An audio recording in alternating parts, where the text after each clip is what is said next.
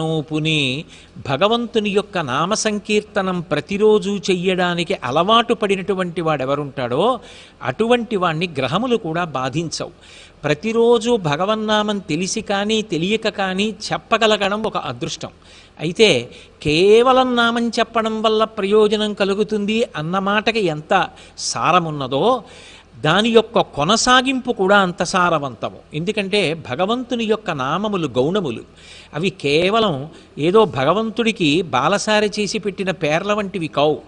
ఒక్కొక్క నామం చెప్పగా చెప్పగా చెప్పగా ఆ నామము యొక్క అర్థమేమి అని తెలుసుకునే ప్రయత్నం చేశారనుకోండి, దాని వలన భగవంతుడు ఒక్కొక్క గుణాన్ని ఆవిష్కరించినప్పుడు, లోకాన్ని సంరక్షణ చేయడానికి ఆయన ఒక్కొక్క లీలని ప్రదర్శించినప్పుడు, ఆయా సమయాలలో ఆయన చూపించినటువంటి దయ, ఆయన యొక్క కారుణ్యం జ్ఞాపకానికి వచ్చినప్పుడు